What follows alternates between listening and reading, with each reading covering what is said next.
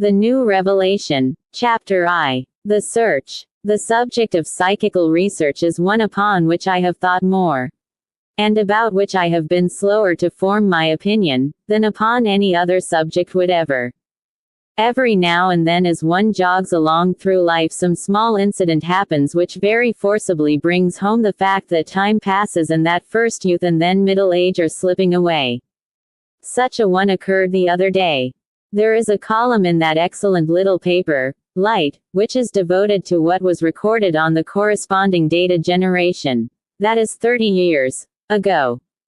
As I read over this column recently I had quite a start as I saw my own name, and read the reprint of a letter which I had written in 1887, detailing some interesting spiritual experience which had occurred in a séance. Thus it is manifest that my interest in the subject is of some standing, and also, since it is only within the last year or two that I have finally declared myself to be satisfied with the evidence, that I have not been hasty in forming my opinion.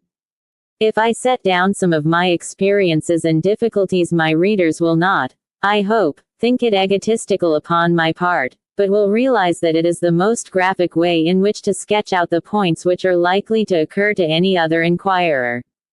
When I have passed over this ground, it will be possible to get on to something more general and impersonal in its nature. When I had finished my medical education in 1882, I found myself, like many young medical men, a convinced materialist as regards our personal destiny.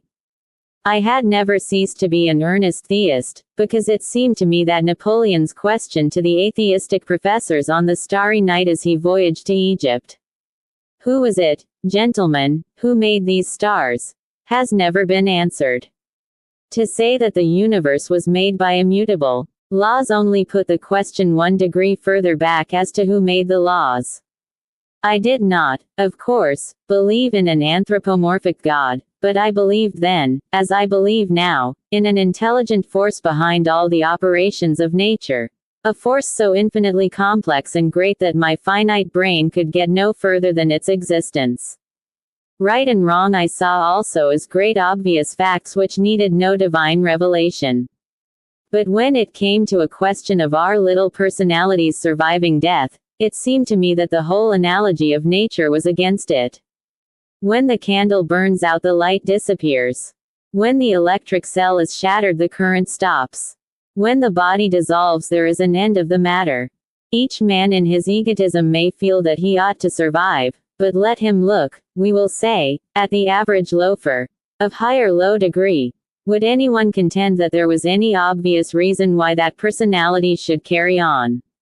It seemed to be a delusion, and I was convinced that death did indeed end all, though I saw no reason why that should affect our duty towards humanity during our transitory existence. This was my frame of mind when spiritual phenomena first came before my notice. I had always regarded the subject as the greatest nonsense upon earth, and I had read of the conviction of fraudulent mediums and wondered how any sane man could believe such things. I met some friends, however, who were interested in the matter, and I sat with them at some table-moving séances. We got connected messages. I am afraid the only result that they had on my mind was that I regarded these friends with some suspicion. They were long messages very often, spelled out by tilts, and it was quite impossible that they came by chance. Someone then was moving the table. I thought it was they. They probably thought that I did it. I was puzzled and worried over it, for they were not people whom I could imagine as cheating, and yet I could not see how the messages could come except by conscious pressure. About this time, it would be in 1886, I came across a book called The Reminiscences of Judge Edmonds. He was a judge of the U.S. High Courts and a man of high standing. The book gave an account of how his wife had died, and how he had been able to have a weak side to his brain, a sort of reaction, as it were, against those plain facts of life with which he had to deal. Where was this spirit of which he talked? Suppose a man had an accident and cracked his skull. His whole character would change, and a high nature might become a low one. With alcohol or opium or many other drugs one could apparently quite change a man's spirit. The spirit then depended upon matter. These were the arguments which I used in those days. I did not realize that it was not the spirit that was changed in such cases, but the body through which the spirit worked, just as it would be no argument against the existence of a musician if you tampered with his violin so that only discordant notes could come through. I was sufficiently interested to continue to read such literature as came in my way. I was amazed to find what a number of great men whose names were to the fore in science, thoroughly believed that spirit was independent of matter and could survive it. When I regarded spiritualism as a vulgar delusion of the uneducated, I could afford to look down upon it. But when it was endorsed by men like Crookes, whom I knew to be the most rising British chemist, by Wallace, who was the rival of Darwin, and by Flammarion, the best known of astronomers, I could not afford to dismiss it. It was all very well to throw down the books of these men which contained their mature conclusions and careful investigations, and to say, well, he has one weak spot in his brain, but a man has to be very self-satisfied if the day does not come when he wonders if the weak spot is not in his own brain.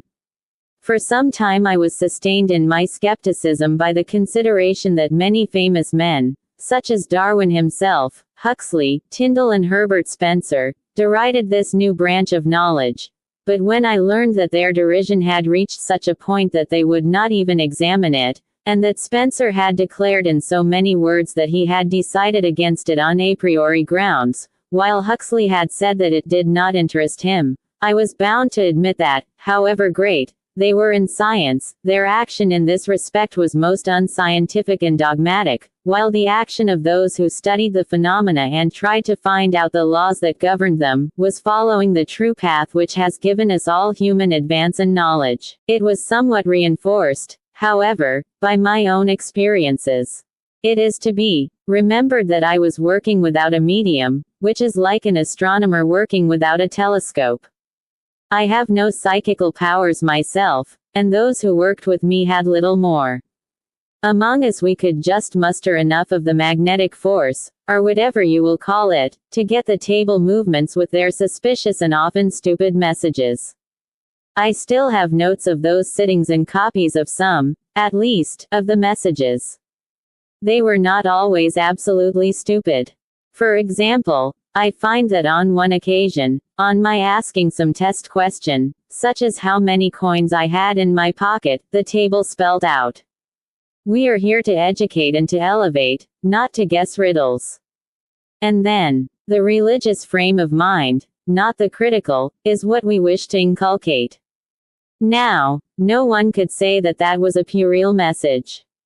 On the other hand, I was always haunted by the fear of involuntary pressure from the hands of the sitters. Then there came an incident which puzzled and disgusted me very much. We had very good conditions one evening, and an amount of movement which seemed quite independent of our pressure. Long and detailed messages came through, which purported to be from a spirit who gave his name and said he was a commercial traveler who had lost his life in a recent fire at a theater at Exeter. All the details were exact, and he implored us to write to his family, who lived, he said, at a place called Slattenmere, in Cumberland. I did so, but my letter came back, appropriately enough, through the dead letter office. To this day I do not know whether we were deceived, or whether there was some mistake in the name of the place. But there are the facts, and I was so disgusted that for some time my interest in the whole subject waned. It was one thing to study a subject, but when the subject began to play elaborate practical jokes it seemed time to call a halt. If there is such a place as Slattenmere in the world I should even now be glad to know it. I was in practice in South Sea at this time, and dwelling there was General Drayson, a man of very remarkable character, and one of the pioneers of spiritualism in this country. To him I went with my difficulties, and he listened to them very patiently. He made light of my criticism of the foolish nature of many of these messages, and of the absolute falseness of some. "You have not got the fundamental truth into your head," said he. That truth is, that every spirit in the flesh, foolish people, so is the next. You need not mix with them, any more than you do in this world. One chooses one's companions. But suppose a man in this world, who had lived in his house alone and never mixed with his fellows, was at last to put his head out of the window to see what sort of place it was, what would happen? Some naughty boy would probably say something rude. Anyhow, he would see nothing of the wisdom or greatness of the world. He would draw his head in thinking it was a very poor place. That is just what you have done. In a mixed séance, with no definite aim, you have thrust your head into the next world and you have met some naughty boys. Go forward and try to reach something better. That was General Drayson's explanation, and though it did not satisfy me at the time, I think now that it was a rough approximation to the truth. These were my first steps in spiritualism. I was still a skeptic, but at least I was an inquirer, and when I heard some old-fashioned critic saying that there was nothing to explain, and that it was all fraud, or that a conjurer was needed to show it up, I knew at least that that was all nonsense. It is true that my own evidence up to then was not enough to convince me, but my reading, which was continuous, showed me how deeply other men had gone into it, and I recognized that the testimony was so strong that no other religious movement in the world could put forward anything to compare with it. That did not prove it to be true, but at least it proved that it must be treated with respect and could not be brushed aside. Take a single incident of what Wallace has truly called a modern miracle. I choose it because it is the most incredible. I allude to the assertion that D. Home, who, by the way, was not, as is usually supposed, a paid adventurer, but was the nephew of the Earl of Home. The assertion, I say, that he floated out of one window and into another at the height of 70 feet above the ground. I could not believe it. And yet, when I knew that the fact was attested by 3 eyewitnesses, who were Lord Dunraven, Lord Lindsay, and Captain Wynne, all men of honor and repute, who were willing afterwards to take their oath upon it, I could not but admit that the evidence for this was more direct than for any of those far-off events which the whole world has agreed to accept as true. I still continued during these years to hold table séances, which sometimes gave no results, sometimes trivial ones, and sometimes rather surprising ones. I have still the notes of these sittings, and I extract here the results of one which were definite, and which were so unlike any conceptions which I held of life beyond the grave that they amused rather than edified me at the time. I find now, however, that they agree very closely with the revelations in Raymond and in other later accounts, so that I view them with different eyes. I am aware that all these accounts of life beyond the grave differ in detail. I suppose any of our accounts of the present life would differ in detail. But in the main there is a very great resemblance, which in this instance was very far from the conception either of myself or of either of the 2 ladies who made up the circle. 2 communicators sent messages, the first of whom spelt out as a name Dorothy Postlethwaite, a name unknown to any of us. She said she died at Melbourne 5 years before, at the age of 16, that she was now happy, that she had work to do, and that she had been at the same school as one of the ladies. On my asking that lady to raise her hands and give a succession of names, the table tilted at the correct name of the head mistress of the school. This seemed in the nature of a test. She went on to say that the sphere she inhabited was all round the earth, that she knew about the planets, that Mars was inhabited by a race more advanced than us, and that the canals were artificial. There was no bodily pain in her sphere, but there could be mental anxiety. They were governed. They took nourishment. She had been a Catholic and was still a Catholic, but had not fared better than the Protestants. There were Buddhists and Mohammedans in her sphere, but all fared alike. She had never seen Christ and knew no more about him than on earth, but believed in his influence. Spirits prayed and they died in their new sphere before entering another. They had pleasures. Music was among them. It was a place of light and of laughter. She added that they had no rich or poor, and that the general conditions were far happier than on earth. This lady bade us good night, and immediately the table was seized by a much more robust influence, which dashed it about very violently. In answer to my questions, it claimed to be the spirit of one whom I will call Dodd, who was a famous cricketer, and with whom I had some serious conversation in Cairo before he went up the Nile, where he met his death in the Dongolese expedition. Opposed to what I expected, so that I could not believe that I was influencing them. He said that he was happy, that he did not wish to return to Earth. He had been a free thinker, but had not suffered in the next life for that reason. Prayer, however, was a good thing, as keeping us in touch with the spiritual world. If he had prayed more, he would have been higher in the spirit world. This, I may remark, seemed rather in conflict with his assertion that he had not suffered through being a free thinker, and yet, of course, many men neglect prayer who are not free thinkers. His death was painless. He remembered the death of Palwell, a young officer who died before him. When he died, he had found people to welcome him, but Palwell had not been among them. He had work to do. He was aware of the fall of Dongola, but had not been present in spirit at the banquet at Cairo afterwards. He knew more than he did in life. He remembered our conversation in Cairo. Duration of life in the next sphere was shorter than on Earth. He had not seen General Gordon, nor any other famous spirit. Spirits lived in families and in communities. Married people did not necessarily meet again, but those who loved each other did meet again. I have given this synopsis of a communication to show the kind of thing we got. Though this was a very favorable specimen, both for length and for coherence. It shows that it is not just to say, as many critics say, that nothing but folly comes through. There was no folly here unless we call everything folly which does not agree with preconceived ideas. On the other hand, what proof was there that these statements were true? I could see no such proof, and they simply left me bewildered. Now, with a larger experience, in which I find that the same sort of information has come to vary many people independently in many lands, I think that the agreement of the witnesses does, as in all cases of evidence. I continued to read many books upon the subject and to appreciate more and more what a cloud of witnesses existed, and how careful their observations had been. This impressed my mind very much more than the limited phenomena which came within the reach of our circle.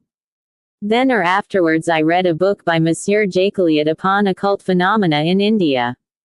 Jacqueliot was chief judge of the French colony of Crandanagur, with a very judicial mind, but rather biased against spiritualism. He conducted a series of experiments with native fakirs, who gave him their confidence because he was a sympathetic man and spoke their language. He describes the pains he took to eliminate fraud. To cut a long story short, he found among them every phenomenon of advanced European mediumship, everything which Home, for example, had ever done.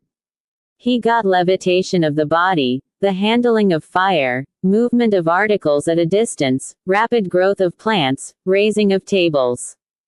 Their explanation of these phenomena was that they were done by the Pitris or spirits, and their only difference in procedure from ours seemed to be that they made more use of direct evocation. They claimed that these powers were handed down from time immemorial and traced back to the Chaldees. All this impressed me very much, as here, independently, we had exactly the same results, without any question of American frauds, or modern vulgarity, which were so often raised against similar phenomena in Europe. My mind was also influenced about this time by the report of the Dialectical Society, although this report had been presented as far back as 1869. It is a very cogent paper, and though it was received with a chorus of ridicule by the ignorant and materialistic papers of those days, it was a document of great value. The society was formed by a number of people of good standing and open mind to inquire into the physical phenomena of spiritualism. A full account of their experiences and of their elaborate precautions against fraud are given.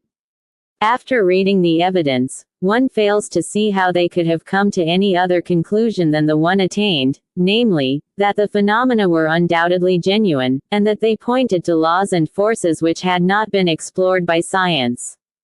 It is a most singular fact that if the verdict had been against spiritualism, it would certainly have been hailed as the death blow of the movement, whereas being an endorsement of the phenomena it met with nothing by conducted locally at Hydesville in 1848, or that which followed when Professor Hare of Philadelphia, like St. Paul, started forth to oppose but was forced to yield to the truth.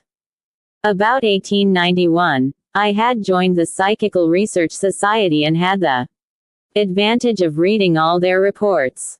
The world owes a great deal to the unwearied diligence of the society, and to its sobriety of statement, though I will admit that the latter makes one impatient at times, and one feels that in their desire to avoid sensationalism they discourage the world from knowing and using the splendid work which they are doing. Their semi-scientific terminology also chokes off the ordinary reader, and one might say sometimes after reading their articles what an American trapper in the Rocky Mountains said to me about some university man whom he had been escorting for the season. He was that clever, he said, that you could not understand what he said. But in spite of these little peculiarities, all of us who have wanted light in the darkness have found it by the methodical, never-tiring work of the Society. Its influence was one of the powers which now helped me to shape my thoughts. There was another, however, which made a deep impression upon me.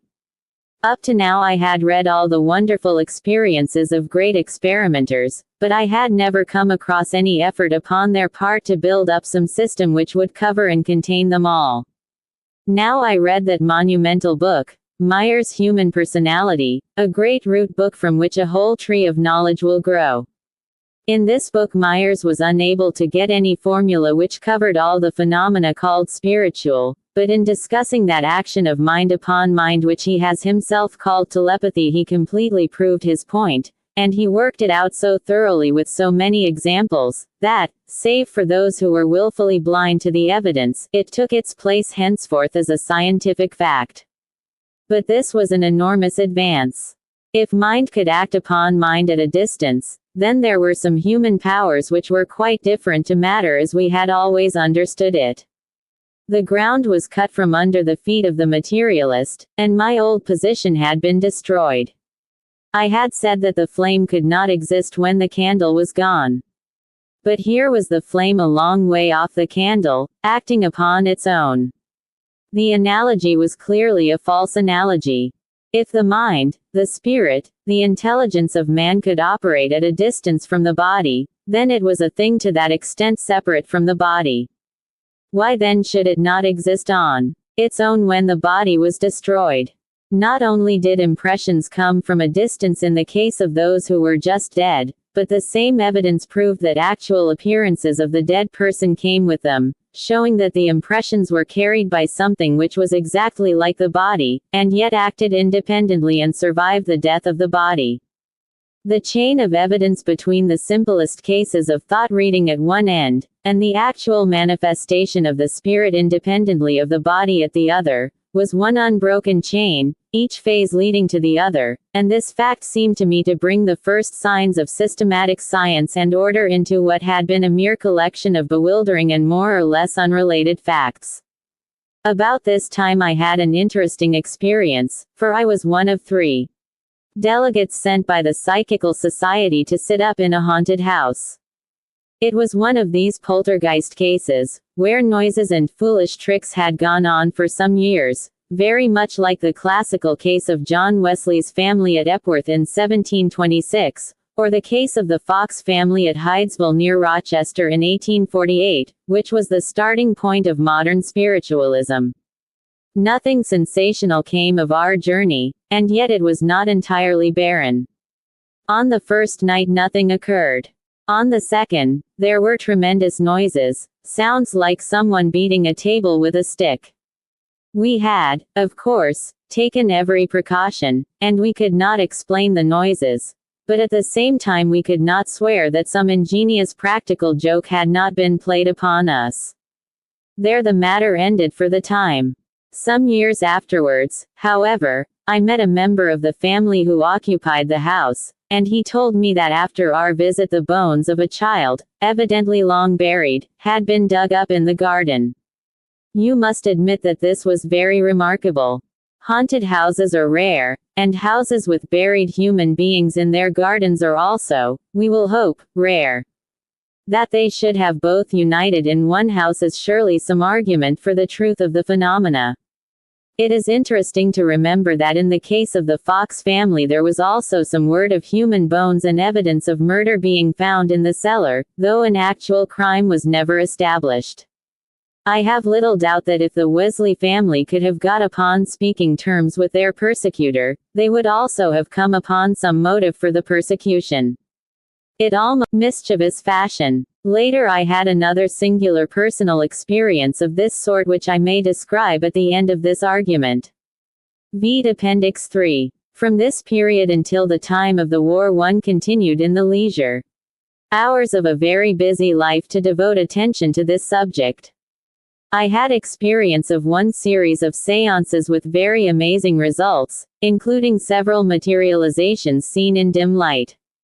As the medium was detected in trickery shortly afterwards, I wiped these off entirely as evidence. At the same time, I think that the presumption is very clear, that in the case of some mediums like Eusapia Palladino they may be guilty of trickery when their powers fail them, and yet at other times have very genuine gifts.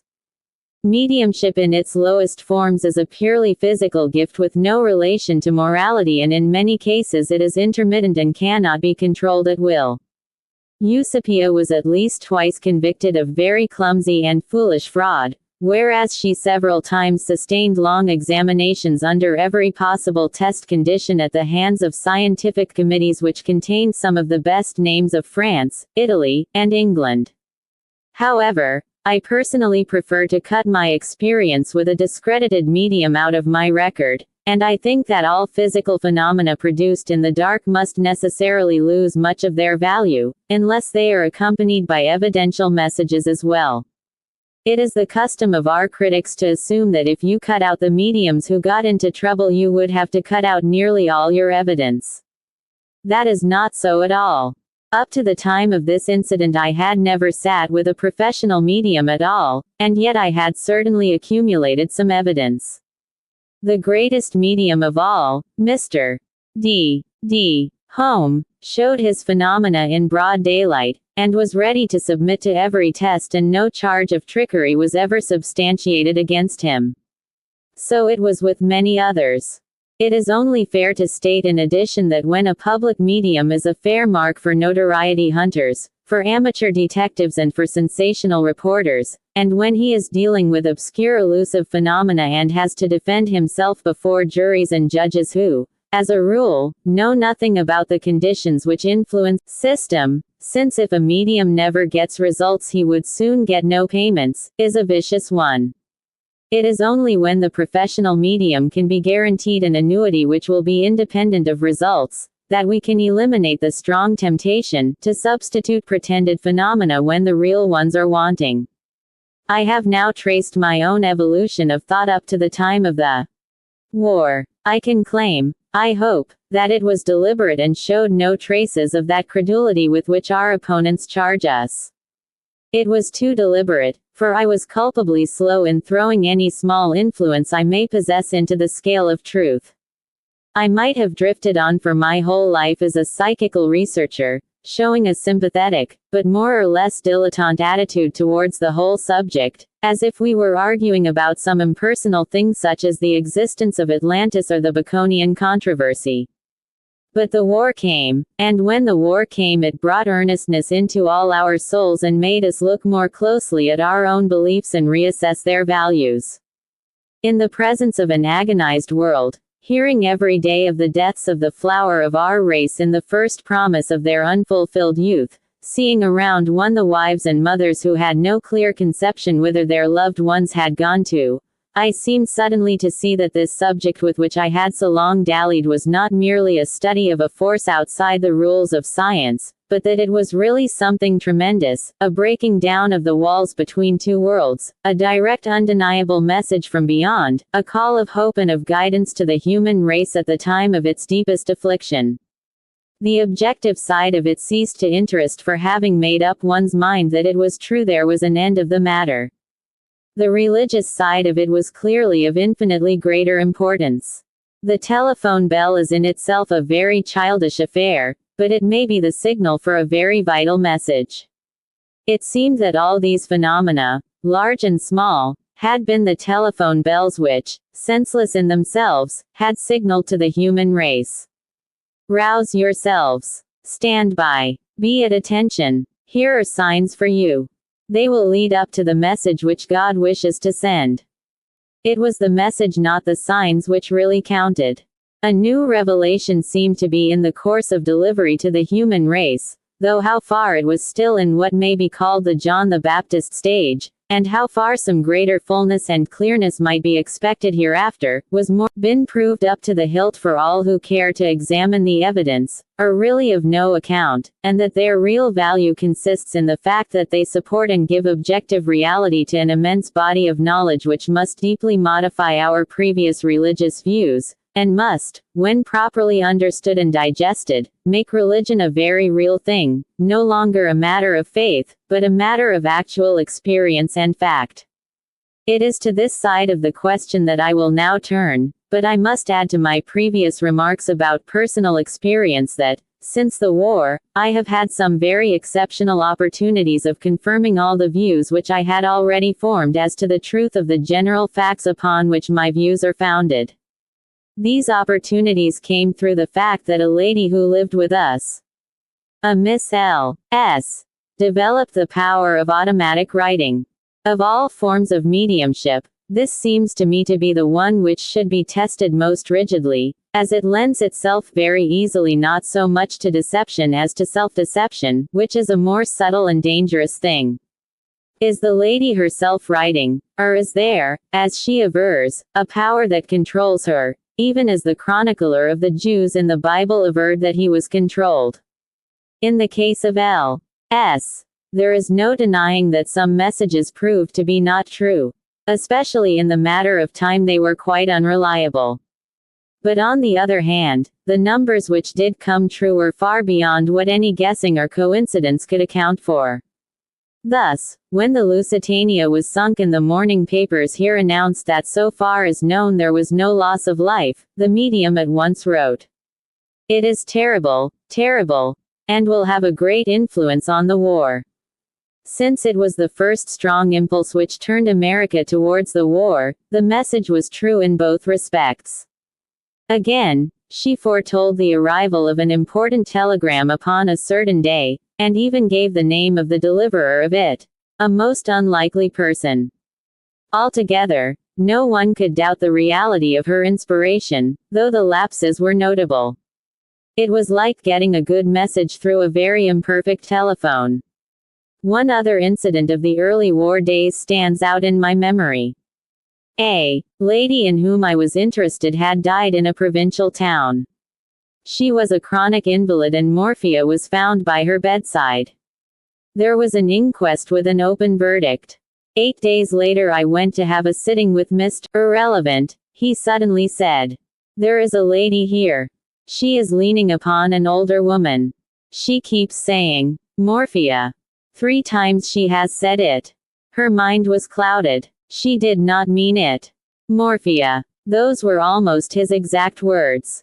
Telepathy was out of the question, for I had entirely other thoughts in my mind at the time and was expecting no such message.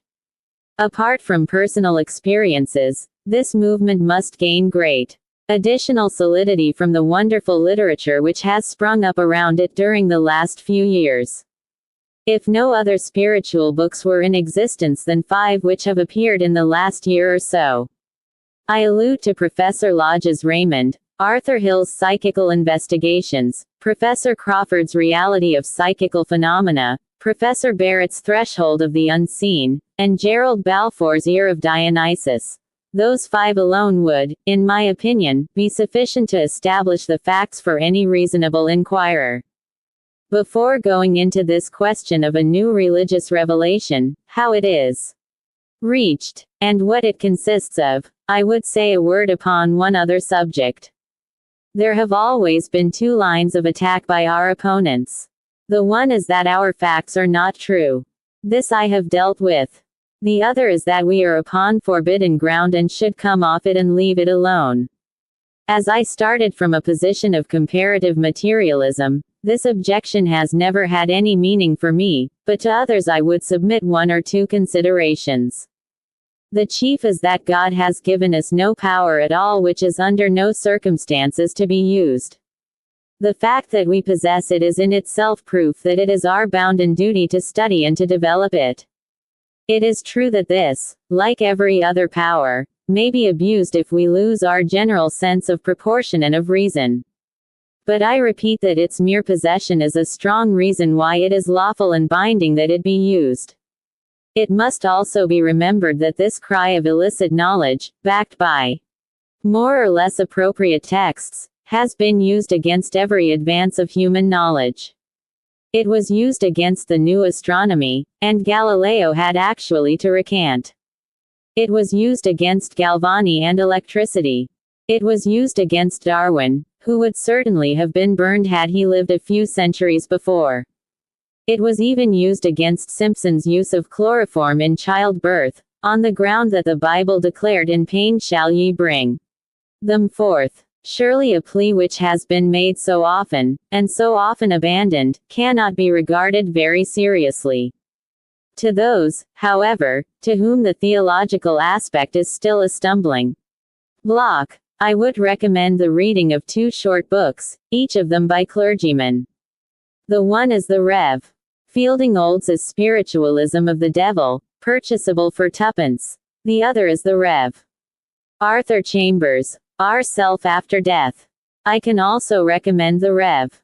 Charles Tweedale's writings upon the subject.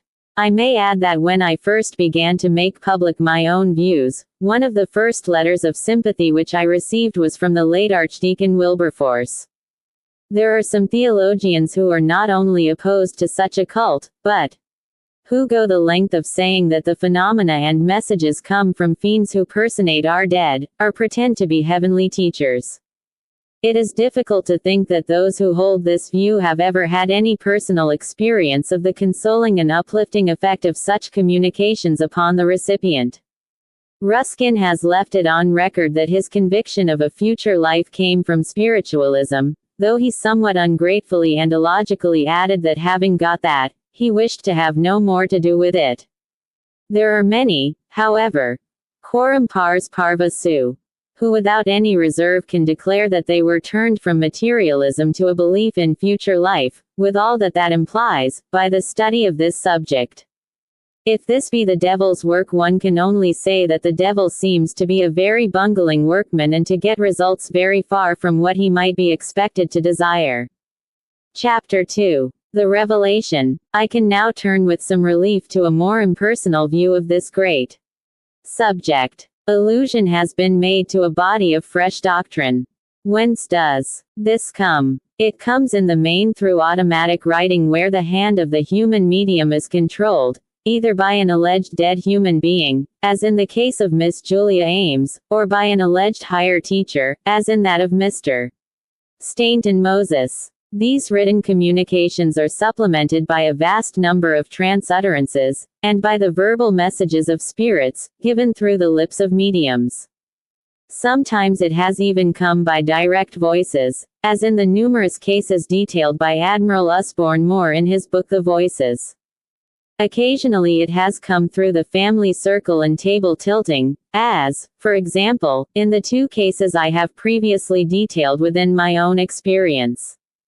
Sometimes, as in a case recorded by Mrs. De Morgan, it has come through the hand of a child. Now, of course, we are at once confronted with the obvious objection. How do we know that these messages are really from beyond? How do we know that the medium is not consciously writing, or if that be improbable, that he or she is unconsciously writing them by his or her own higher self?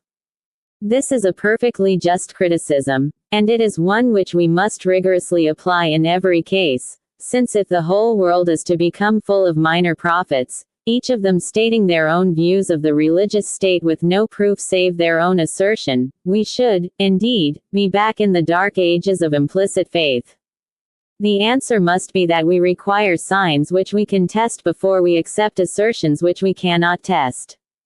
In old days they demanded a sign from a prophet, and it was a perfectly reasonable request, and still holds good. If a person comes to me with an account of life in some further world, and has no credentials save his own assertion, I would rather have it in my waste paper basket than on my study table. Life is too short to weigh the merits of such productions. But if, as in the case of Stainton Moses, with his spirit teachings, the doctrines which are said to come from beyond are accompanied with a great number of abnormal gifts, and Stainton Moses was one of the greatest mediums in all ways that England has ever produced, then I look upon the matter in a more serious light. Again, if Miss Julia Ames can tell Mr. Stead things in her own earth life of which he could not have cognizance, and if those things are shown, when tested, to be true, then one is more inclined to think that those things which cannot be tested are true also.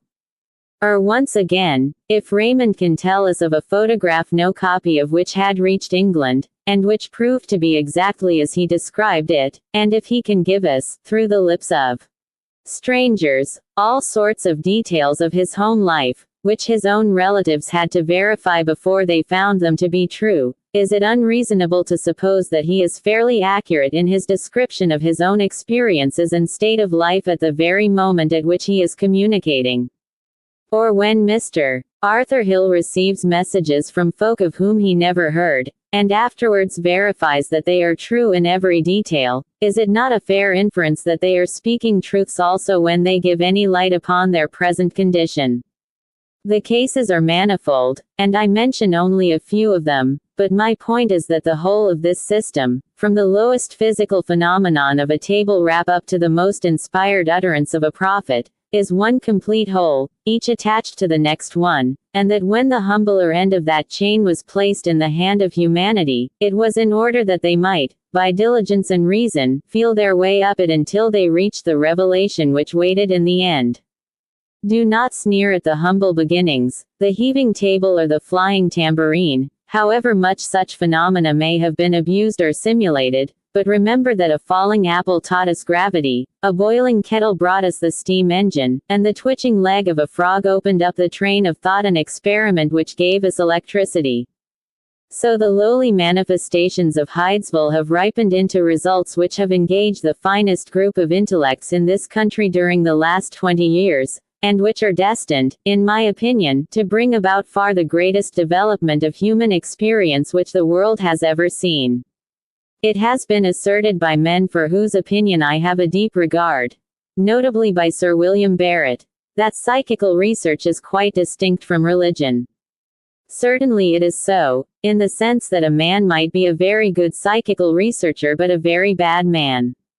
But the results of psychical research, the deductions which we may draw, and the lessons we may learn, teach us of the continued life of the soul, of the nature of that life, and of how it is influenced by our conduct here. If this is distinct from religion, I must confess that I do not understand the distinction. To me it is religion, the very essence of it. But that does not mean that it will necessarily crystallize into a new religion. Personally, I trust that it will not do so. Surely we are disunited enough already. Rather would I see it the great unifying force, each raises, if it must needs raise, that separate system which appeals to the varied types of mind. The southern races will always demand what is less austere than the north, the west will always be more critical than the east. One cannot shape all to a level conformity.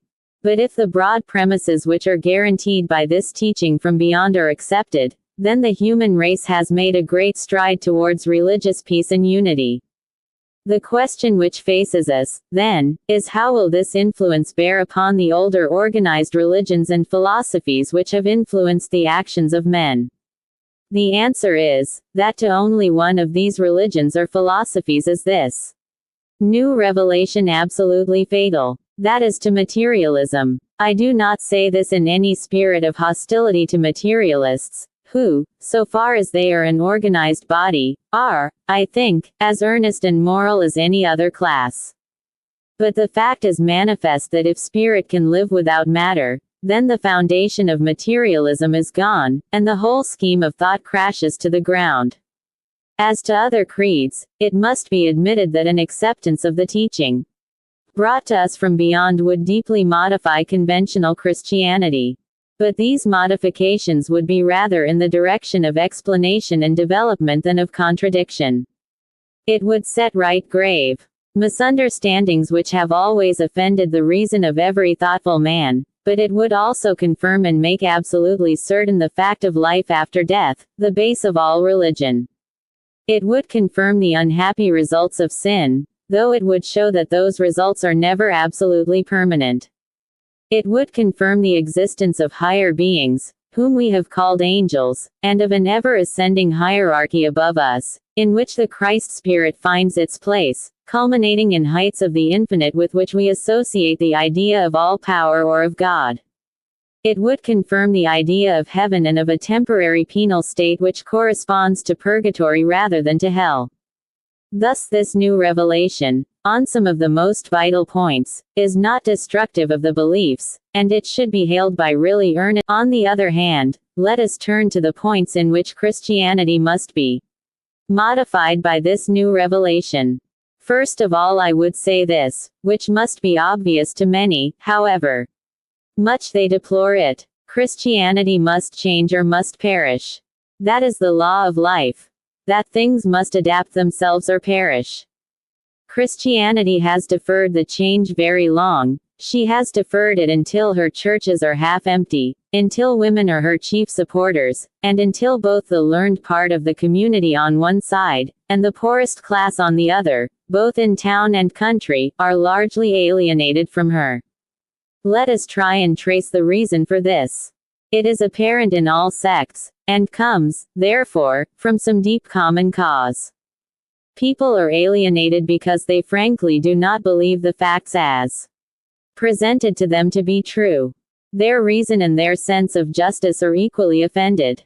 One can see no justice in a vicarious sacrifice, nor in the God who could be placated by such means. Above all, many cannot understand such expressions as the redemption from sin, cleansed by the blood of the Lamb, and so forth. So long as there was any question of the fall of man, there was at least some sort of explanation of such phrases. But when it became certain that man had never fallen, when with ever fuller knowledge we could trace our ancestral course down through the cave man and the drift man, back to that shadowy and far-off time when the man-like ape slowly evolved into the ape-like man, looking back on all this vast succession of life, we knew that it had always been rising from step to step. Never was there any evidence of a fall. But if there were no fall, then what became of the atonement, of the redemption, of original sin, of a large part of Christian mystical philosophy? Even if it were as reasonable in itself as it is actually unreasonable, it would still be quite divorced from the facts. Again, too much seemed to be made of Christ's death. It is no uncommon thing to die for an idea. Every religion has equally had its martyrs. Men die continually for their convictions. Thousands of our lads are doing it at this instant in France. Therefore the death of Christ, beautiful as it is in the gospel narrative, has seemed to assume an undue importance, as though it were an isolated phenomenon for a man to die in pursuit of a reform. In my opinion, far too much stress has been laid upon Christ's death, and far too little upon his life. That was where the true grandeur and the true lesson lay. It was a life which even in those limited records shows us no trait which is not beautiful. A life full of easy tolerance for others, of kindly charity, of broad-minded moderation, of gentle courage, always progressive and open to new ideas, and yet never bitter to those ideas which he was really supplanting, though he did occasionally lose his temper with their more bigoted and narrow supporters. Especially one loves his readiness to get at the spirit of religion, sweeping aside the texts and the forms. Never had anyone such a robust common sense, or such a sympathy for weakness. It was this most wonderful and uncommon life, and not his death, which is the true center of the Christian religion. Now, let us look at the light which we get from the Spirit guides upon this question of Christianity. Opinion is not absolutely uniform yonder, any more than it is here. But reading a number of messages upon this subject, they amount to this. There are many higher spirits with our departed. They vary in degree. Call them angels, and you are in touch with old religious thought. High above all these is the greatest spirit of whom they have cognizance.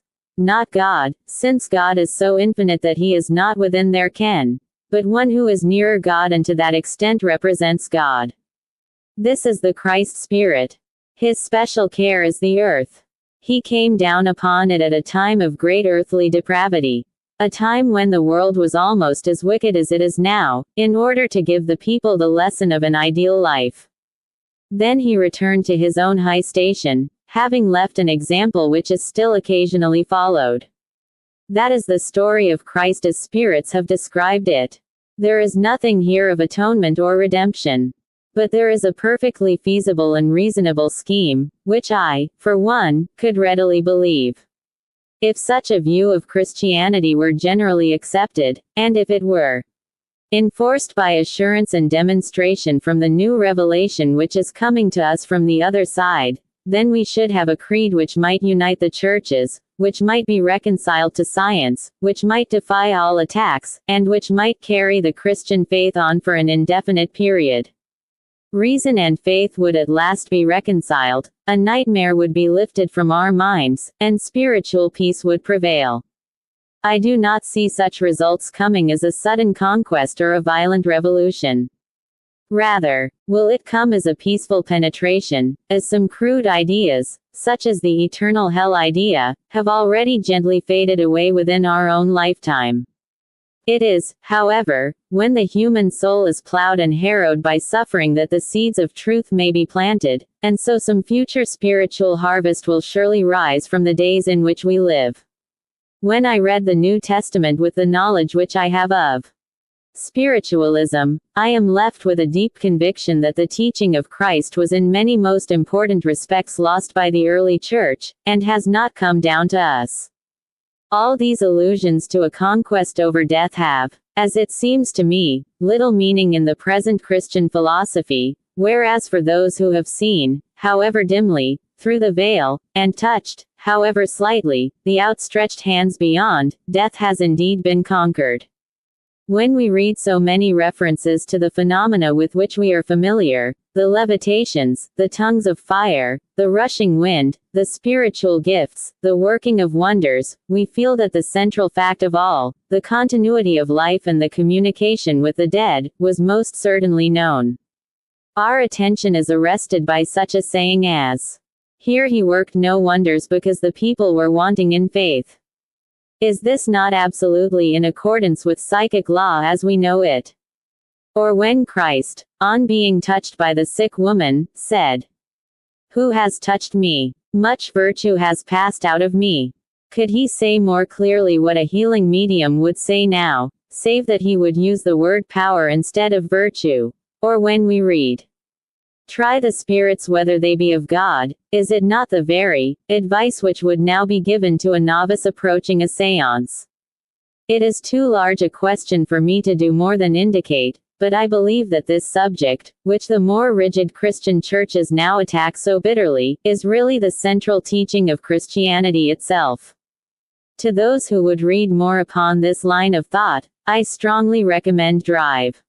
Abraham Wallace's Jesus of Nazareth, if this valuable little work is not out of print. He demonstrates in it most convincingly that Christ's miracles were all within the powers of psychic law as we now understand it, and were on the exact lines of such law even in small details. 2 examples have already been given. Many are worked out in that pamphlet. One which convinced me as a truth was the thesis that the story of them formed the psychic circle when the dead was restored to life, and were presumably the most helpful of the group were taken. Then there is the choice of the high pure air of the mountain, the drowsiness of the attendant mediums, the transfiguring, the shining robes, the cloud, the words. Let us make 3 tabernacles, with its alternate reading. Let us make 3 booths or cabinets, the ideal way of condensing power and producing materializations. All these make a very consistent theory of the nature of the proceedings. For the rest, the list of gifts which St. Paul gives as being necessary for the Christian disciple, is simply the list of gifts of a very powerful medium, including prophecy, healing, causing miracles or physical phenomena, clairvoyance, and other powers. I Corinth, she, 8:11. The early Christian church was saturated with spiritualism, and they seem to have paid no attention to those Old Testament. Chapter 3. The Coming Life. Now, leaving this large and possibly contentious subject of the modifications which such new revelations must produce in Christianity, let us try to follow what occurs to man after death. The evidence on this point is fairly full and consistent. Messages from the dead have been received in many lands at various times, mixed up with a good deal about this world, which we could verify. When messages come thus, it is only fair, I think, to suppose that if what we can test is true, then what we cannot test is true also. When in addition we find a very great uniformity in the messages and an agreement as to details which are not at all in accordance with any pre-existing scheme of thought, then I think the presumption of truth is very strong. It is difficult to think that some 15 or 20 messages from various sources of which I have personal notes, all agree, and yet are all wrong, nor is it easy to suppose that spirits can tell the truth about our world but untruth about their own. I received lately, in the same week, 2 accounts of life in the next world, one received through the hand of the near relative of a high dignitary of the church, while the other came through the wife of a working mechanician in Scotland. Neither could have been aware of the existence of the other, and yet the 2 accounts are so alike as to be practically the same. Vide Appendix 2. The message upon these points seems to me to be infinitely reassuring. Whether we regard our own fate or that of our friends, the departed all agree that passing is usually both easy and painless, and followed by an enormous reaction of peace and ease. The individual finds himself in a spirit body, which is the exact counterpart of his old one, save that all disease, weakness, or deformity has passed from it. This body is standing or floating beside the old body, and conscious both of it and of the surrounding people. At this moment the dead man is nearer to matter than he will ever be again, and hence it is that at that moment the greater part of those cases occur where, his thoughts having turned to someone in the distance, the spirit body went with the thoughts and was manifest to the person. Out of some 250 cases carefully examined by Mr. Gurney, 134 of such apparitions were actually at this moment of dissolution, when one could imagine that the new spirit body was possibly so far material as to be more visible to a sympathetic human eye than it would later become. These cases, however, are very rare in comparison with the total number of deaths. In most cases I imagine that the dead man is too preoccupied with his own amazing experience to have much thought for others. He soon finds, to his surprise, that though he endeavors to communicate with those whom he sees, his ethereal voice and his ethereal touch are equally unable to make any impression upon those human organs which are only attuned to coarser stimuli. It is a fair subject for speculation, whether a fuller knowledge of those light rays which we know to exist on either side of the spectrum, or of those sounds which we can prove by the vibrations of a diaphragm to exist, although they are too high for mortal ear, may not bring us some further psychical knowledge. Setting that aside, however, let us follow the fortunes of the departing spirit. He is presently aware that there are others in the room besides those who were there in life, and among these others, who seem to him as substantial as the living, there appear familiar faces, and he finds his hand grasped or his lips kissed by those whom he had loved and lost. Then in their company, and with the help and guidance of some more radiant being who has stood by and waited for the newcomer, he drifts to his own surprise through all solid obstacles and out upon his new life. This is a definite statement, and this is the story told by one after the other with a consistency which impels belief. It is already very different from any old theology. The spirit is not a glorified angel or goblin damned, but it is simply the person himself, containing all his strength and weakness, his wisdom and his folly, exactly as he has retained his personal appearance. We can well believe that the most frivolous and foolish would be awed into decency by so tremendous an experience, but impressions soon become blunted, the old nature may soon reassert itself in new surroundings, and the frivolous still survive, as our séance rooms can testify. And now, before entering upon his new life, the new spirit has a period of sleep which varies in its length, sometimes hardly existing at all, at others extending for weeks or months. Raymond said that his lasted for 6 days. That was the period also in a case of which I had some personal evidence. Mr. Myers, on the other hand, said that he had a very prolonged period of unconsciousness. I could imagine that the length is regulated by the amount of trouble or mental preoccupation of this life, the longer rest giving the better means of wiping this out. Probably the little child would need no such interval at all. This, of course, is pure speculation, but there is a considerable consensus of opinion as to the existence of a period of oblivion after the first impression of the new life and before entering upon its duties. Having wakened from this sleep, the spirit is weak, as the child is weak after earth birth. Soon, however, strength returns and the new life begins. This leads us to the consideration of heaven and hell. Hell, I may say, drops out altogether, as it has long dropped out of the thoughts of every reasonable man.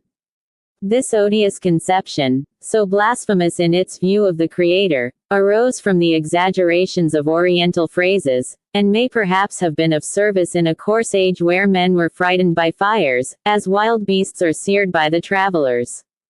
Hell as a permanent place does not exist. But the idea of punishment, of purifying chastisement, in fact of purgatory, is justified by the reports from the other side. Without such punishment there could be no justice in the universe, for how impossible it would be to imagine that the fate of a Rasputin is the same as that of a Father Damien. The punishment is very certain and very serious, though in its less severe forms it only consists in the fact that the grosser souls are in lower spheres with a knowledge that their own deeds have placed them there, but also with the hope that expiation and the help of those above them will educate them and bring them level with the others. In this saving process the higher spirits find part of their employ. Her beautiful posthumous book says in memorable words, "The greatest joy of heaven is emptying hell."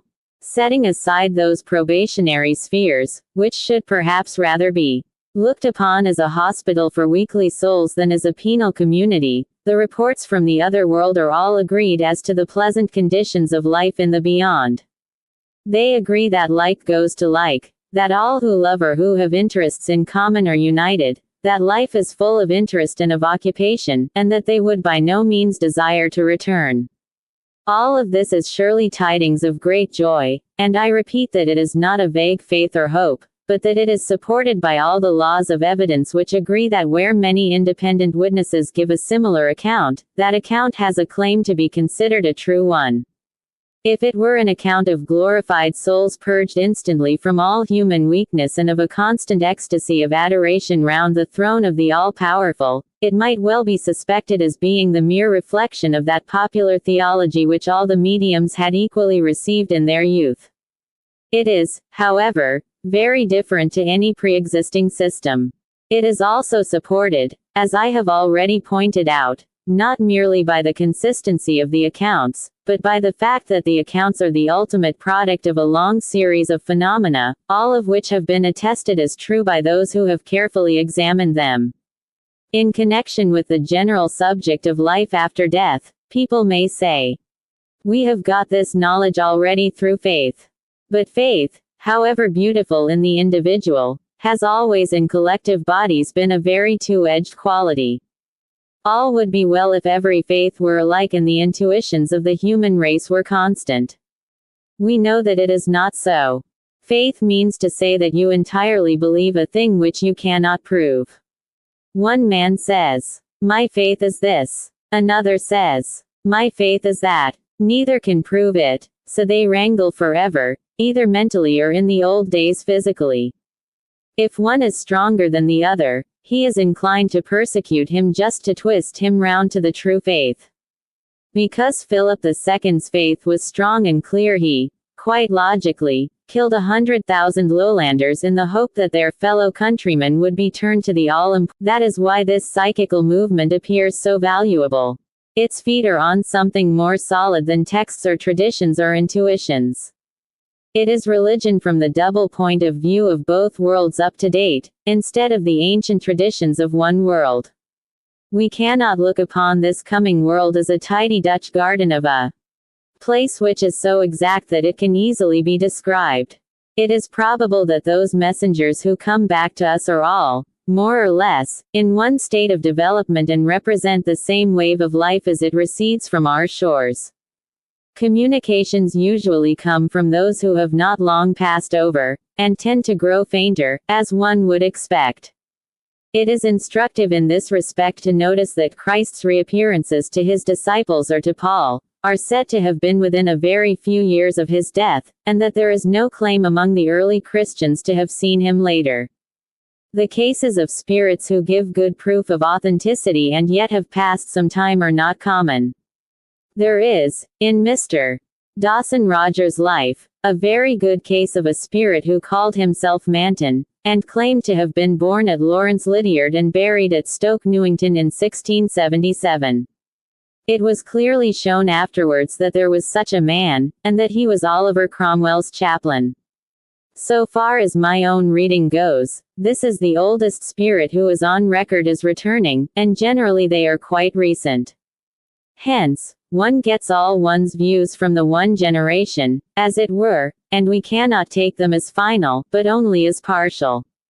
How spirits may see things in a different light as they progress in the other world is shown by Miss Julia Ames, who was deeply impressed at first by the necessity of forming a Bureau of Communication, but admitted, after 15 years, that not one spirit in a million among the main body upon the further side ever wanted to communicate with us at all since their own loved ones had come over.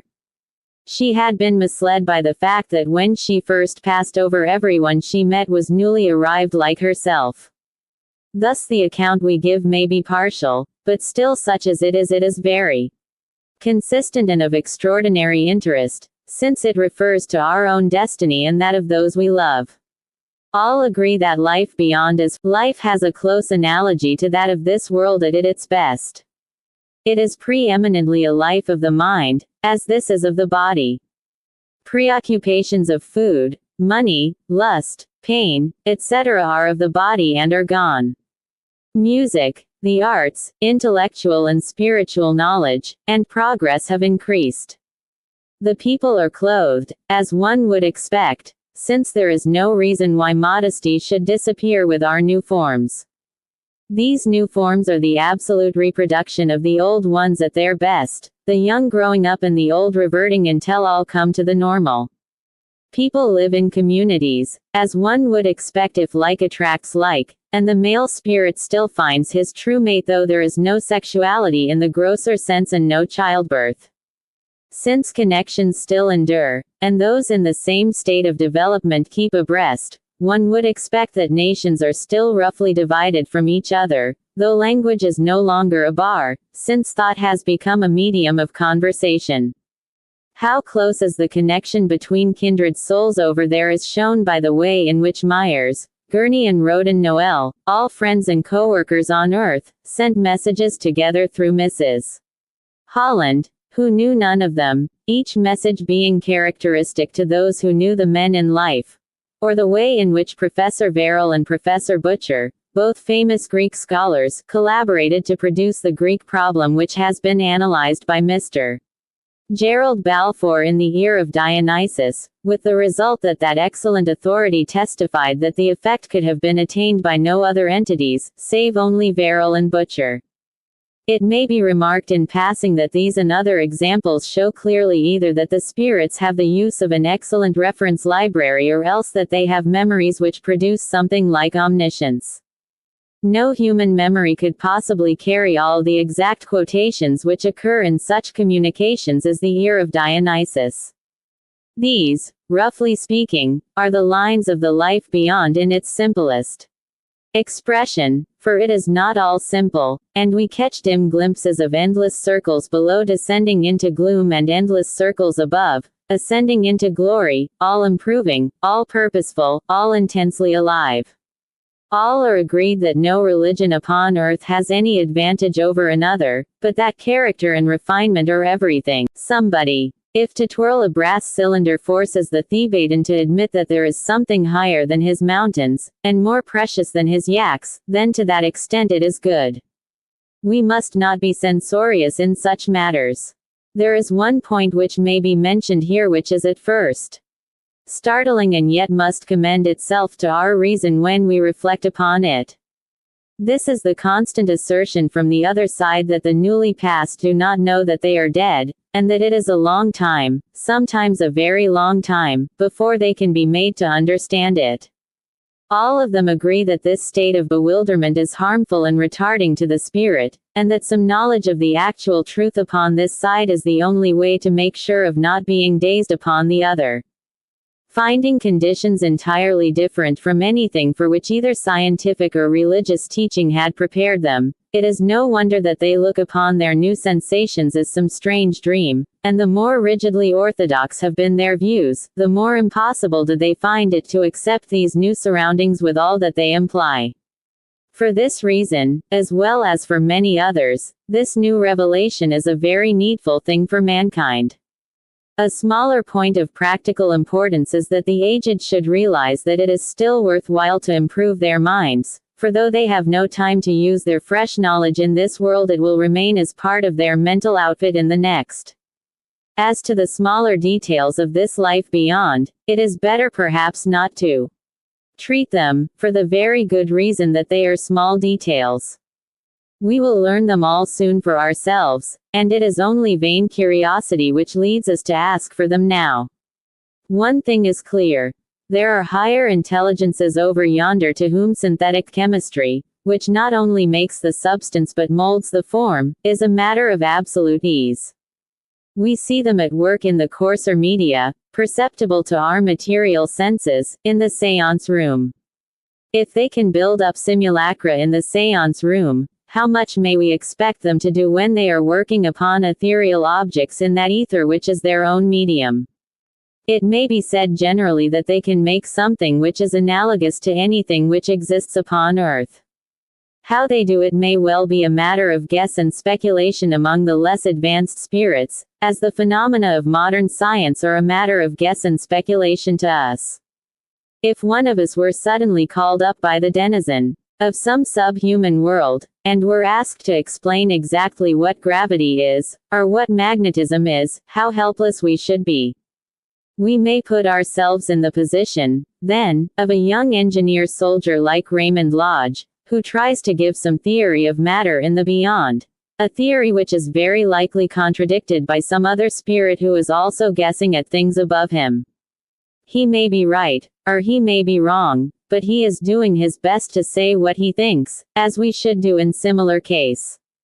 He believes that his transcendental chemists can make anything, and that even such unspiritual matter as alcohol or tobacco could come within their powers and could still be craved for by unregenerate spirits. This has tickled the critics to such an extent that one would really think to read the comments that it was the only statement in a book which contains 400 closely printed pages. Raymond may be right or wrong, but the only thing which the incident proves to me is the unflinching courage and honesty of the man who chronicled it, knowing well the handle that he was giving to his enemies. There are many who protest that this world which is described to us is too material for their liking. It is not as they would desire it. Well, there are many things in this world which seem different from what we desire, but they exist nonetheless. But when we come to examine this charge of materialism and try to construct some sort of system which would satisfy the idealists, it becomes a very difficult task. Are we to be mere wisps of gaseous happiness floating about in the air? That seems to be the idea. But if there is no body like our own, and if there is no character like our own, then say what you will, we have become extinct. What is it to a mother if some impersonal glorified entity is shown to her? She will say, "That is not the son I lost. I want his yellow hair, his quick smile, his little moods that I know so well." That is what she wants. That, I believe, is what she will have. But she will not have them by any system which cuts us away from all that reminds us of matter and takes us to a vague region of floating emotions. There is an opposite school of critics which rather finds the difficulty in picturing a life which has if we could conceive of a world 1,000 times denser, heavier and duller than this world, we can clearly see that to its inmates it would seem much the same as this, since their strength and texture would be in proportion. If, however, these inmates came in contact with us, they would look upon us as extraordinarily airy beings living in a strange, light, spiritual atmosphere. They would not remember that we also, since our beings and our surroundings are in harmony and in proportion to each other, feel and act exactly as they do. We have now to consider the case of yet another stratum of life, which is as much above us as the Leiden community would be below us. To us also it seems as if these people, these spirits, as we call them, live the lives of vapor and of shadows. We do not recollect that there also everything is in proportion and in harmony, so that the spirit scene or the spirit dwelling, which might seem a mere dream thing to us, is as actual to the spirit as are our own scenes or our own dwellings, and that the spirit body is as real and tangible to another spirit as ours to our friends.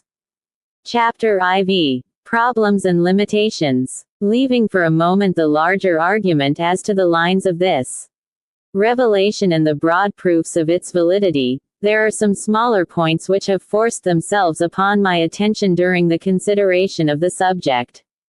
This home of our dead seems to be very near to us. So near that we continually, as they tell us, visit them in our sleep.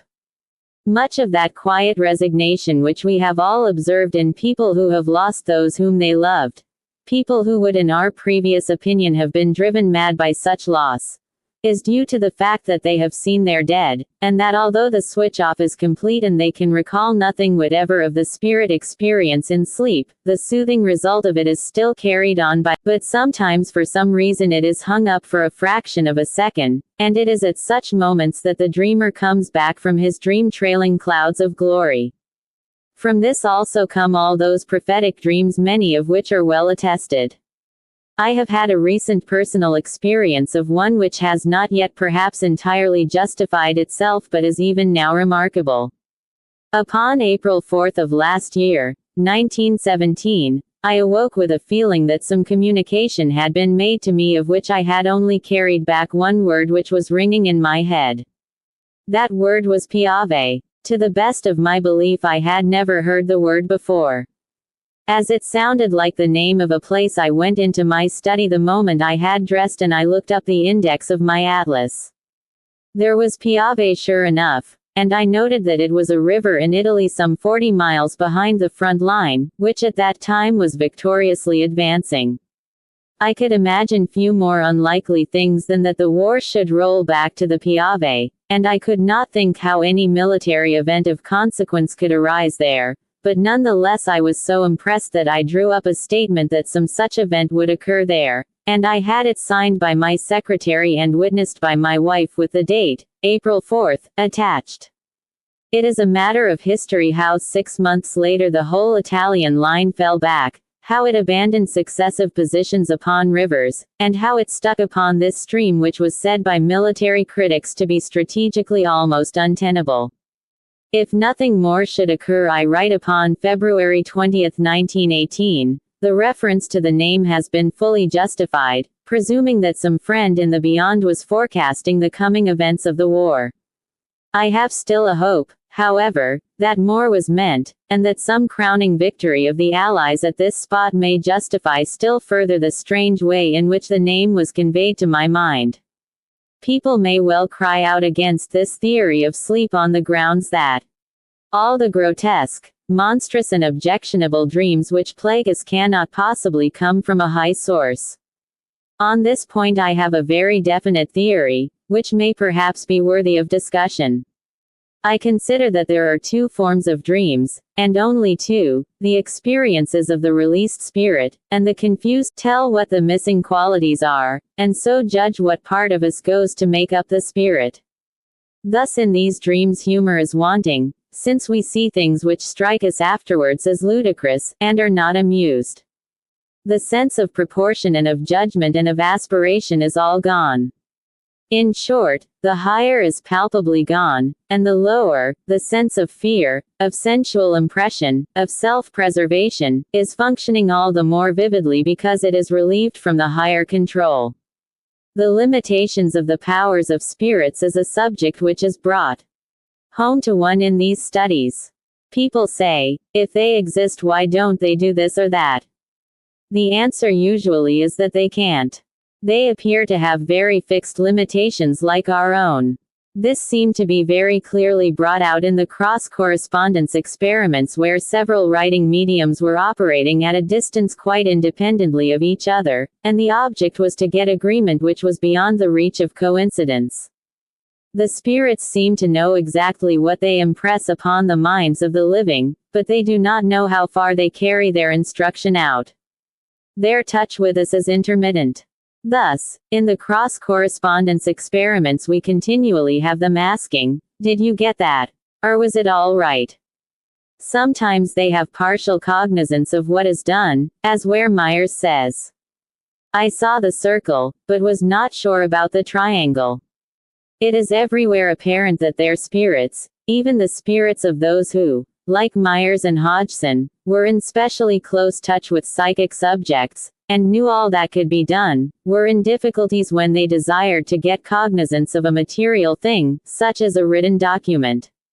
Only, I should imagine, by partly materializing themselves could they do so, and they may not have had the power of self-materialization. This consideration throws some light upon the famous case, so often used by our opponents, where Myers failed to give some word or phrase which had been left behind in a sealed box. Apparently he could not see this document from his present position, and if his memory failed him he would be very likely to go wrong about it. Many mistakes may, I think, be explained in this fashion. It has been asserted from the other side, and the assertion seems to me reasonable, that when they speak of their own conditions they are speaking of what they know and can readily and surely discuss, but that when plain of things, and puts them in a position which is far more difficult, and liable to error. Another point which is capable of being used against us is this. The spirits have the greatest difficulty in getting names through to us, and it is this which makes many of their communications so vague and unsatisfactory. They will talk all round a thing, and yet never get the name which would clinch the matter. There is an example of the point in a recent communication in Light, which describes how a young officer, recently dead, endeavored to get a message through the direct voice method of Mrs. Susanna Harris to his father. He could not get his name through. He was able, however, to make it clear that his father was a member of the Kildare Street Club in Dublin. Inquiry found the father, and it was then learned that the father had already received an independent message in Dublin to say that an inquiry was coming through from London. I do not know if the Earth name is a merely ephemeral thing, quite disconnected from the personality, and perhaps the very first thing to be thrown aside. That is, of course, possible. Or it may be that some law regulates our intercourse from the other side by which it shall not be too direct, and shall leave something to our own intelligence. This idea, that there is some law which makes an indirect speech more easy than a direct one, is greatly borne out by the cross-correspondences, where circumlocution continually takes the place of assertion. Thus, in the St. Paul correspondence, which is treated in the July pamphlet of the SPR. The idea of St. Paul was to be conveyed from one automatic writer to two others, both of whom were at a distance, one of them in India. Dr. Hodgson was the spirit who professed to preside over this experiment. You would think that the simple word Street Paul occurring in the other scripts would be all sufficient.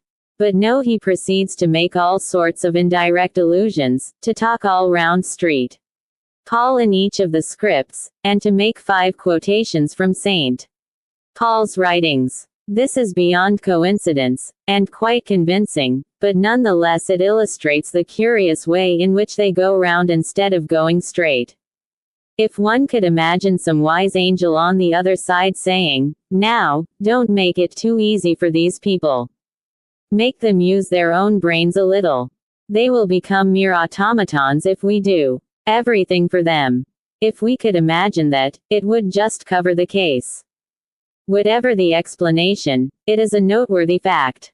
There is another point about spirit communications which is worth noting. This is their uncertainty wherever any time element comes in. Their estimate of time is almost invariably wrong. Earth time is probably a different idea to spirit time, and hence the confusion. We had the advantage, as I have stated, of the presence of a lady in our household who developed writing mediumship. She was in close touch with 3 brothers, all of whom had been killed in the war. This lady, conveying messages from her brothers, was hardly ever entirely wrong upon facts, and hardly ever right about time. There was one notable exception, however, which in itself is suggestive. Although her prophecies as to public events were weeks or even months out, she in one case foretold the arrival of a telegram from Africa to the day. Now the telegram had already been sent, but was delayed, so that the inference seems to be that she could foretell a course of events which had actually been set in motion, and calculate how long they would take to reach their end. On the other hand, I am bound to admit that she confidently prophesied the escape of her 4th brother, who was a prisoner in Germany, and that this was duly fulfilled. On the whole, I preserve an open mind upon the powers and limitations of prophecy. But apart from all these limitations we have, unhappily, to deal with absolute cold-blooded lying on the part of wicked or mischievous intelligences. Everyone who has investigated the matter has, I suppose, met with examples of willful deception, which occasionally are mixed up with good and true communications. It was of such messages, no doubt, that the Apostle wrote when he said, "Beloved, believe, not every spirit, but try the spirits whether they are of God." These words can only mean that the early Christians not only practiced spiritualism as we understand it, but also that they were faced by the same difficulties. There is nothing more puzzling than the fact that one may get a long connected description with every detail given, and that it may prove to be entirely a concoction. However, we must bear in mind that if one case comes absolutely correct, it atones for many failures, just as if you had one telegram correct you would know that there was a line and a communicator, however much they broke down afterwards. But it must be admitted that it is very discomposing and makes skeptical of messages until they are tested. Of akin with these false influences are all the Miltons who cannot scan, and Shelleys who cannot rhyme, and Shakespeares who cannot think, and all the other absurd impersonations which make our cause ridiculous. They are, I think, deliberate frauds, either from this side or from the other, but to say that they invalidate the whole subject is as senseless as to invalidate our own world because we encounter some unpleasant people. One thing I can truly say, and that is, that in spite of false messages, I have never in all these years known a blasphemous, an unkind, or an obscene message. Such incidents must be of very exceptional nature. I think also that, so far as allegations concerning insanity, obsession, and so forth go, they are entirely imaginary. Asylum statistics do not bear out such assertions, and mediums live to as good an average age as anyone else. I think, however, that the cult of the séance may be very much overdone. When once you have convinced yourself of the truth of the phenomena, the physical seance has done its work, and the man or woman who spends his or her life in running from seance to seance is in danger of becoming a mere sensation hunter. Here, as in other cults, the form is in danger of eclipsing the real thing, and in pursuit of physical proofs one may forget that the real object of all these things is, as I have tried to point out, to give us assurance in the future and spiritual strength in the present, to attain a due perception of the passing nature of matter and the all-importance of that which is immaterial. The conclusion, then, of my long search after truth, is that in spite of occasional fraud, which spiritualists deplore, and in spite of wild imaginings, which they discourage, there remains a great solid core in this movement which is infinitely nearer to positive proof than any other religious development with which I am acquainted. As I have shown, it would appear to be a rediscovery rather than an absolutely new thing, but the result in this material age is the same. The days are surely passing when the mature and considered opinions of such men as Crookes, Wallace, Flammarion, Chas. Richet, Lodge, Barrett, Lombroso, Generals Drayson and Turner, Sergeant Ballantyne, W. T. Formulae. As Mr. Arthur Hill has well said, we have reached a point where further proof is superfluous, and where the weight of disproof lies upon those who deny. The very people who clamor for proofs have as a rule never taken the trouble to examine the copious proofs which already exist. Each seems to think that the whole subject should begin de novo because he has asked for information. The method of our opponents is to fasten upon the latest man who has stated the case. At the present instant it happens to be Sir Oliver Lodge. And then to deal with him as if he had come forward with some new opinions which rested entirely upon his own assertion, with no reference to the corroboration of so many independent workers before him. This is not an honest method of criticism, for in every case the agreement of witnesses is the very root of conviction. But as a matter of fact, there are many single witnesses upon whom this case could rest.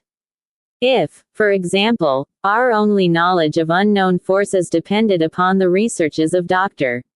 Crawford of Belfast, who places his amateur medium in a weighing chair with her feet from the ground, and has been able to register a difference of weight of many pounds, corresponding with the physical phenomena produced, a result which he has tested and recorded in a true scientific spirit of caution, I do not see how it could be shaken. The phenomena are and have long been firmly established for every open mind. One feels that the stage of investigation is past, and that of religious construction is overdue. For are we to satisfy ourselves by observing phenomena with no attention to what the phenomena mean, as a group of savages might stare at a wireless installation with no appreciation of the messages coming through it? Or are we resolutely to set ourselves to define these subtle and elusive utterances from beyond, and to construct from them a religious scheme, which will be founded upon human reason on this side and upon spirit inspiration upon the other? These phenomena have passed through the stage of being a parlor game. They are now emerging from that of a debatable scientific novelty. And they are, or should be, taking shape as the foundations of a definite system of religious thought, in some ways confirmatory of ancient systems, in some ways entirely new. The evidence upon which this system rests is so enormous that it would take a very considerable library to contain it, and the witnesses are not shadowy people living in the dim past and inaccessible to our cross-examination, but are our own contemporaries, men of character and intellect whom all must respect. The situation may, as it seems to me, be summed up in a simple alternative. The one supposition is that there has been an outbreak of lunacy extending over 2 generations of mankind, and 2 great continents, a lunacy which assails men or women who are otherwise eminently sane. The alternative supposition is that in recent years there has come to us from divine sources a new revelation which constitutes by far the greatest religious event since the death of Christ, for the Reformation was a rearrangement of the old, not a revelation of the new, a revelation which alters the whole aspect of death and the fate of man. Between these two suppositions there is no solid position. Theories of fraud or of delusion will not meet the evidence. It is absolute lunacy, or it is a revolution in religious thought, a revolution which gives us as byproducts an utter fearlessness of death, and an immense consolation when those who are dear to us pass behind the veil. I should like to add a few practical words to those who know the truth of what I say. We have here an enormous new development, the greatest in the history of mankind. How are we to use it? We are bound in honor, I think, to state our own belief, especially to those who are in trouble. Having stated it, we should not force it, but leave the rest to higher wisdom than our own. We wish to subvert no religion. We wish only to bring back the material-minded, to take them out of their cramped valley and put them on the ridge, whence they can breathe purer air and see other valleys and other ridges beyond. Religions are mostly petrified and decayed, overgrown with forms and choked with mysteries. We can prove that there is no need for this. All that is essential is both very simple and very sure. The clear call for our help comes from those who have had a loss and who yearn to re-establish connection. This also can be overdone. If your boy were in Australia, you would not expect him to continually stop his work and write long letters at all seasons. Having got in touch, be moderate in your demands. Do not be satisfied with any evidence short of the best, but having got that, you can, it seems to me, wait for that short period when we shall all be reunited. I am in touch at present with 13 mothers who are in chorus, where he is alive, is agreed as to the evidence.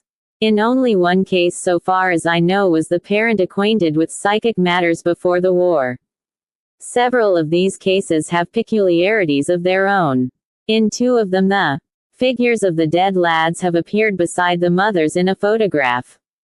In one case the first message to the mother came through a stranger to whom the correct address of the mother was given.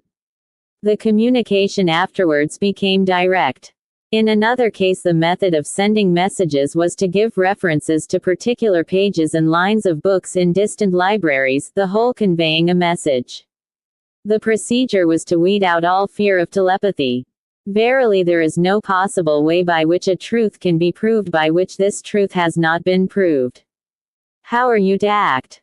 There is the difficulty. There are true men and there are frauds. You have to work warily. So far as professional mediums go, you will not find it difficult to get recommendations. Even with the best you may draw entirely blank. The conditions are very elusive. And yet some get the result at once. We cannot lay down laws, because the law works from the other side as well as this. Nearly every woman is an undeveloped medium. Let her try her own powers of automatic writing. There again, what is done must be done with every precaution against self-deception, and in a reverent and prayerful mood. But if you are earnest, you will win through somehow, for someone else is probably trying on the other side. Some people discountenance communication upon the ground that it is hindering the advance of the departed. There is not a tittle of evidence for this. The assertions of the spirits are entirely to the contrary, and they declare that they are helped and strengthened by the touch with those whom they love. I know few more moving passages in their simple boyish eloquence than those in which Raymond describes the feelings of the dead boys who want to get messages back to their people and find that ignorance and prejudice are a perpetual bar. It is hard to think your sons are dead, but such a lot of people do think so. It is revolting to hear the boys tell you how no one speaks of them ever. It hurts me through and through. Above all, read the literature of this subject. It has been far too much neglected, not only by evidence. Get away from the phenomenal side and learn the lofty teaching from such beautiful books as After Death or from Stainton Moses's Spirit Teachings. There is a whole library of such literature, of unequal value but of a high average. Broaden and spiritualize your thoughts. Show the results in your lives. Unselfishness, that is the keynote to progress. Realize not as a belief or a faith, but as a fact which is as tangible as the streets of London, that we are moving on soon to another life, that all will be very happy there, and that the only possible way in which that happiness can be marred or deferred is by folly and selfishness in these few fleeting years. It must be repeated that while the new revelation may seem destructive to those who hold Christian dogmas with extreme rigidity, it has quite the opposite effect upon the mind which, like so many modern minds, had come to look upon the whole Christian scheme as a huge delusion. It is shown clearly that the old revelation has so many resemblances, defaced by time and mangled by man's mishandling and materialism, but still denoting the same general scheme, that undoubtedly both have come from the same source. The accepted ideas of life after death, of higher and lower spirits, of comparative happiness depending upon our own conduct, of chastening by pain, of guardian spirits, of high teachers, of an infinite central power, of circles above circles approaching nearer to his presence. All of these conceptions appear once more and are confirmed by many witnesses. It is only the claims of infallibility and of monopoly, the bigotry and pedantry of theologians, and the man-made rituals which take the life out of the God-given thoughts. It is only this which has defaced the truth. I cannot end this little book better than by using words more eloquent than any which I could write, a splendid sample of English style as well as of English thought. They are from the pen of that considerable thinker and poet, Mr. Gerald Massey, and were written many years ago. Spiritualism has been for me, in common with many others, such a lifting of the mental horizon and letting in of the heavens, such a formation of faith into facts, that I can only compare life without it to sailing on board ship with hatches battened down and being kept a prisoner, living by the light of a candle, and then suddenly, on some splendid star night, allowed to go on deck for the first time to see the stupendous mechanism of the heavens all aglow with the glory of God. Supplementary documents. The next phase of life. I have spoken in the text of the striking manner in which accounts of life in the next phase, though derived from the most varied and independent sources, are still in essential agreement, an agreement which occasionally descends to small details. A variety is introduced by that fuller vision which can see and describe more than one plane, but the accounts of that happy land to which the ordinary mortal may hope to aspire, are very consistent.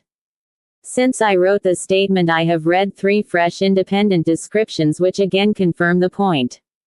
One is the account given by A. King's Counsel, in his recent book, I Heard a Voice Kegan Paul, which I recommended to inquirers, though it has a strong Roman Catholic bias running through it which shows that our main lines of thought are persistent. A second is the little book The Light on the Future, giving the very interesting details of the beyond, gathered by an earnest and reverent circle in Dublin. The other came in a private letter from Mr. Hubert Wales, and is, I think, most instructive. Mr. Wales is a cautious and rather skeptical inquirer who had put away his results with incredulity. He had received them through his own automatic writing. On reading my account of the conditions described in the beyond, he hunted up his own old script which had commended itself so little to him when he first produced it. He says, "After reading your article, I was struck, almost startled, by the circumstance that the statements which had purported to be made to me regarding conditions after death coincided, I think almost to the smallest detail, with those you set out as the result of your collation of material obtained from a great number of sources. I cannot think there was anything in my antecedent reading to account for this coincidence. I had certainly read nothing you had published on the subject. I had purposely avoided Raymond upon after-death conditions.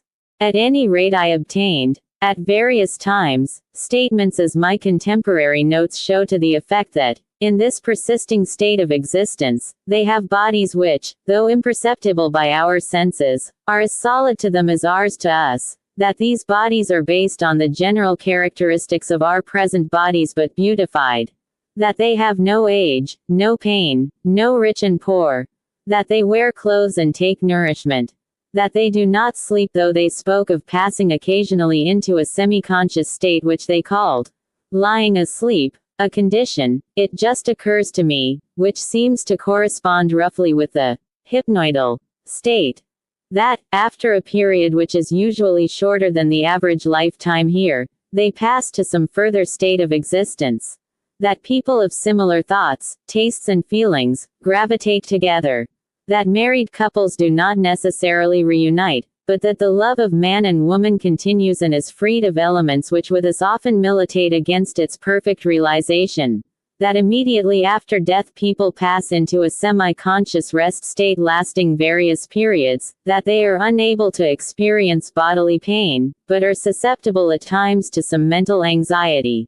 That a painful death is absolutely unknown, that religious beliefs make no difference whatever in the after state, and that their life altogether is intensely happy, and no one having ever realized it could wish to return here. I got no reference to work by that word, but much to the various interests that were said to occupy them. That is probably only another way of saying the same thing. Work, with us has come usually to mean work to live, and that, I was emphatically informed, was not the case with them. That all the requirements of life were somehow mysteriously provided. Neither did I get any reference to a definite, temporary penal state, but I gathered that people begin there at the point of intellectual and moral development where they leave off here. And since their state of happiness was based mainly upon sympathy, those who came over in a low moral condition, failed at first for various lengths of time to have the capacity to appreciate and enjoy it. Automatic writing. This form of mediumship gives the very highest results, and yet in its very nature is liable to self-deception. Are we using our own hand or is an outside power directing it? It is only by the information received that we can tell, and even then we have to make broad allowance for the action of our own subconscious knowledge. It is worthwhile perhaps to quote what appears to me to be a thoroughly critic-proof case, so that the inquirer may see how strong the evidence is that these messages are not self-evolved. This case is quoted in Mr. Arthur Hill's recent book Man is a Spirit Castle and Company and is contributed by a gentleman who takes the name of Captain James Burton. He is, I understand, the same medium amateur through whose communications the position of the buried ruins at Glastonbury have recently been located. A week after my father's funeral I was writing a business letter, when something seemed to intervene between my hand and the motor centers of my brain, and the hand wrote at an amazing rate a letter, signed with my father's signature and purporting to come from him. I was upset, and my right side and arm became cold and numb. For a year after this letters came frequently, and always at unexpected times. I never knew what they contained until I examined them with a magnifying glass. They were microscopic. And they contained a vast amount of matter with which it was impossible for me to be acquainted. Unknown to me, my mother, who was staying some 60 miles away, lost her pet dog, which my father had given her. The same night I had a letter from him condoling with her, and stating that the dog was now with him. All things which love us and are necessary to our happiness in the world are with us here. A most sacred secret, known to no one but my father and mother, concerning a matter which occurred years before I was born, was afterwards told me in the script, with the comment, "Tell your mother this, and she will know that it is I, your father, who am writing." My mother had been unable to accept the possibility up to now, but when I told her this she collapsed and fainted. From that moment the letters became her greatest comfort, for they were lovers during the 40 years of their married life, and his death almost broke her heart. As for myself, I am as convinced that my father, in his original personality, still exists, as if he were still in his study with the door shut. He is no more dead than he would be were he living in America. I have compared the diction and vocabulary of these letters with those employed in my own writing. I am not unknown as a magazine contributor, and I find no points of similarity between the two. There is much further evidence in this case for which I refer the reader to the book itself. The Sheraton dugout. I have mentioned in the text that I had some recent experience of a case where a poltergeist or mischievous spirit had been manifesting. These entities appear to be of an undeveloped order and nearer to Earth conditions than any others with which we are acquainted. This comparative materialism upon their part places them low in the scale of spirit, and undesirable perhaps as communicants, but it gives them a special value as calling attention to crude obvious phenomena, and so arresting the human attention and forcing upon our notice that there are other forms of life within the universe. These borderland forces have attracted passing attention at several times and places in the past, such cases as the Wesley persecution at Epworth, the drummer of Tedworth, the bells of Bealing, etc., startling the country for a time, each of them being an impingement of unknown forces upon human life. Then almost simultaneously came the Hydesville case in America and the Cédeville disturbances in France, which were so marked that they could not be overlooked. From them sprang the whole modern movement which, reasoning upwards from small things to great, from raw things to developed ones, from phenomena to messages, is destined to give religion the firmest basis, been the seed of large developments, and are worthy of our respectful, though critical, attention.